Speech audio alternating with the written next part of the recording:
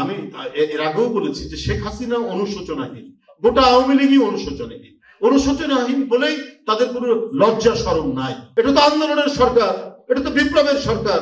বিপ্লবের সরকার তো আগে এই সমস্ত জিনিসগুলোকে ধরবে, এগুলো তো আগে ভাঙবে।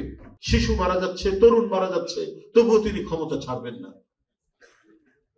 যে দেশের মানুষের রক্ত ঝরছে, কিন্তু তাকে ক্ষমতায় থাকতে হবে অন্যায়ভাবে, অবৈধভাবে, কোনো নির্বাচন না করে, সমস্ত ভোট, নির্বাচন, সমস্ত আইন কানুনকে তছনছ করে ওনাকে থাকতেই হবে। তারপরে তাকে বাধ্য হয়ে চলে যেতে হয়েছে।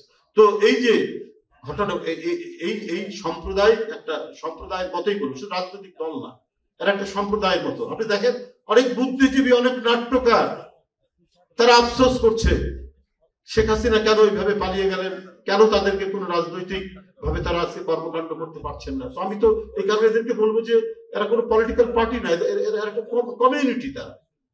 তো আমি যে কথাটি বলতে চাচ্ছিলাম যে এই যে যিনি এই ছবিটি তুলেছিলেন, আমি যতটুকু মনে হয়, এখানে সবাই আছেন আরো প্রাজ্ঞ, তিনি কিন্তু অনেকদিন পর মারা যায়। অনেকে বলা হয় যে তাকে মেরে ফেলা হয়, এবং ওই চক্রান্তকারীরা বসে থাকেনি।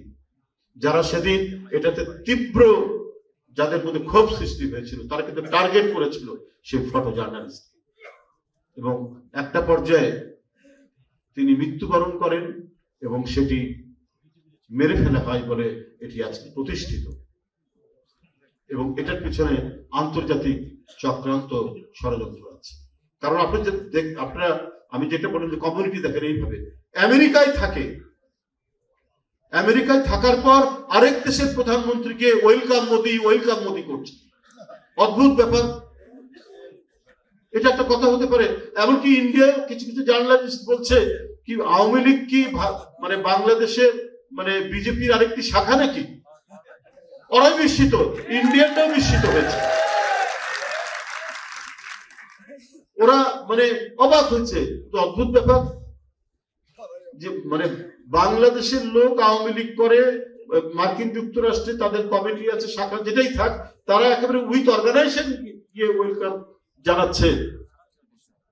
তো এটাতে মানে আমি এর আগেও বলেছি যে শেখ হাসিনা অনুশোচনাহীন, গোটা আওয়ামী লীগই অনুশোচনাহীন বলেই তাদের কোনো লজ্জা শরম নাই।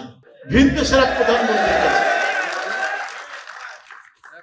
তারা এই ধরনের জঘন্য আকুতি করতে পারে। এরপরে ওদের দেশপ্রেম, এরপরে ওরা যদি কখনো কোনো দিক থেকে তারা যদি আবার মানে দেশে এসে রাষ্ট্র ক্ষমতায় আসে, ওরা তো শেষ চিহ্নটুকু স্বাধীনতা, সার্বভৌমত্ব, গণতন্ত্রের কোনো চিহ্নই রাখবে না। এটা ওরা নিজেরাই প্রমাণ করেছে। এটা কোনো বক্তৃতা দিয়ে প্রমাণ করার দরকার নেই, এটা তারা প্রমাণ করেছে। উপস্থিত সুধীবৃন্দ, আমি বক্তব্য আর দীর্ঘায়িত করবো না। আমাদের সম্মানিত ভারপ্রাপ্ত চেয়ারম্যান আছেন। আমি শুধু সরকারের কাছে একটা জিনিস বলতে চাই যে অনেক কিছু তো হয়েছে। এই সরকার তো অনেক রক্ত ঝরা আন্দোলনের সরকার, অনেক শিশু, কিশোর, তরুণের রক্তের উপর দিয়ে সরকার হয়েছে।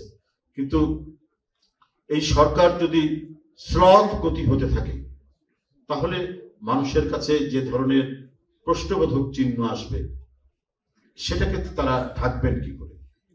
আপনারা দেখুন যে বিশেষ করে মানুষ চায় যে এক বেলা কমপক্ষে পেট ভরে খাবে, কিন্তু সেই খাওয়ার নিশ্চয়তা যদি না থাকে, এবং নিম্ন আয়ের মানুষ, সিএনজি চালক, রিক্সাওয়ালারা যদি 1 কেজি চাল কেনার মতো তার যদি অবস্থা না থাকে, তাহলে তো আমাদের যে আন্দোলনের যে আত্মদান, ছাত্র, শ্রমিক, জনতার এবং এই 17 বছরের যে গণতান্ত্রিক রাজনৈতিক দলগুলোর যে আত্মদান, এটা তো বৃথা যাবে। এটা কেন এই পরিস্থিতি হবে? কেন এখনো আপনার মুদ্রাস্ফীতি এত তীব্র হবে, ভয়াবহ পর্যায়ে মুদ্রাস্ফীতি? আপনার এরপরেও আপনার যদি দেখেন এলপি সিলিন্ডার, তারপরে আপনার দেশি বিস্কিট, ফলমূল, তারপর মশার কয়েল, এর উপরে 15% ভ্যাট বসানো হয়েছে। এর উপর যদি 15% ভ্যাট হয়, তাহলে নিম্ন আয়ের মানুষ আজকে কোথায়, কিভাবে জীবনযাপন করবে? আজকে যে কথাটা বলা হয়েছে যে আজকে আমরা অনেক ভাঙাভাঙি দেখছি, কিন্তু সরকারের প্রথম দায়িত্ব হচ্ছে সিন্ডিকেট ভাঙা, মাফিয়া সিন্ডিকেট। আপনারা জানেন বাংলাদেশের সমস্ত পোল্ট্রি 3 থেকে 4টি আপনার কোম্পানি নিয়ন্ত্রণ করে, তো সেটা ভেঙে ফেলা যায় না? তাদেরকে কি গ্রেফতার করা যায় না? তাহলে সেটা করছে না কেন? সেটা না করার কারণে আজকে জিনিসপত্রের দাম হু হু করে বাড়ছে। আপনার যেদিনই বাণিজ্য উপদেষ্টা নিয়োগ হলেন, তারপরে তিনি সোয়াবিনের তেলের দাম 8 টাকা বৃদ্ধি পেয়ে গেল। যেই 8 টাকা বৃদ্ধি পেল, যে সোয়াবিন তেল বাজার থেকে উধাও হয়ে গেছে, সেই বাজারে আবার সোয়াবিন তেল চলে আসলো। এই কারণে চলে আসলো যে এখন তো টাকার দাম বৃদ্ধি পেয়েছে। তারপরে এর মধ্যে যে সিন্ডিকেটরা যারা কাজ করছে, সেই সিন্ডিকেটরা ওত পেতে বসে আছে, এরা সবাই ধরা ছোঁয়ার বাইরে। তো সুতরাং এইটা কেন এই সরকার ভাঙতে পারছে না? এটা তো আন্দোলনের সরকার, এটা তো বিপ্লবের সরকার। বিপ্লবের সরকার তো আগে এই সমস্ত জিনিসগুলোকে ধরবে, এগুলো তো আগে ভাঙবে, অন্য কিছু ভাঙাভাঙির আগে। কিন্তু এটা করতে পারছে না।